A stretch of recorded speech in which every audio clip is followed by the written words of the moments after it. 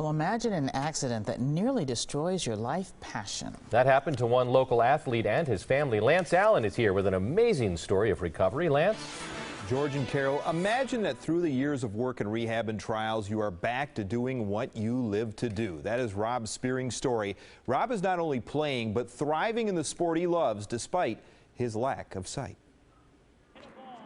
In some ways, I'm never going to stop working. Rob Spiering is like many tennis players. Some people see me as an inspiration. But in others, he's not like any athlete you've ever known. Rob was 3 days into a study abroad program in London when he was walking and hit by a car.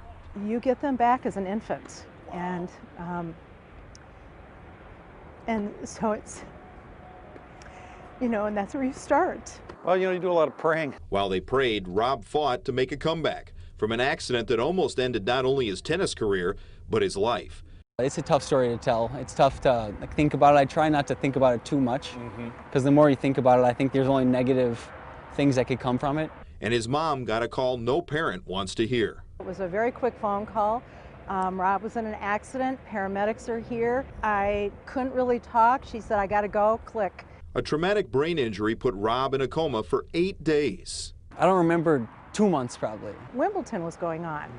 And so I would rub his leg and I would just go, "Rob, you got to wake up because Federer is really playing well." It took 3 weeks at a hospital overseas until Rob was stable enough to be medvaced to Chicago. And finally, his family saw a glimpse of improvement with touches of humor. And the woman said, "Are you a Packer fan?" Yeah, I am, he said. "What do you think of Aaron Rodgers?"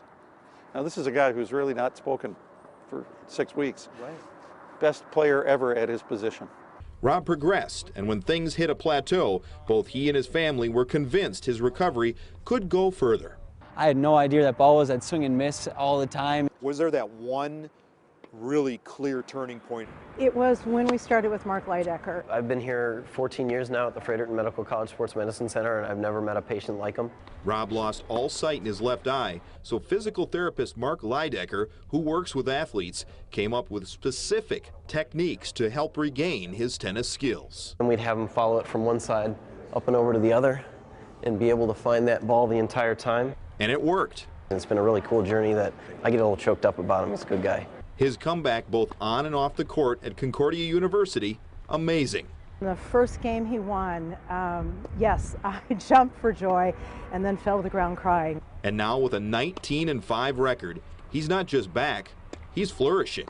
I don't want to think that I'm any different than anybody else. I think I'm just out here living the life that I want to live.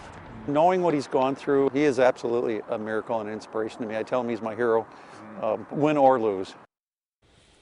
In talking with Rob's mom, Vicki, she admits the first year after the accident is one she'd like to forget, even recalling this journey of the past 5 years that's put them on a roller coaster of emotions. So we thank them for sharing Rob's emotional, uplifting story to prove you can come back, keep striving for more, you don't settle for anything, and you do what you love, and you be good at it. So it's an amazing story. Great stuff, Lance. Still winning after all that. Still winning. Wow, Playing really well. Thank you, Lance.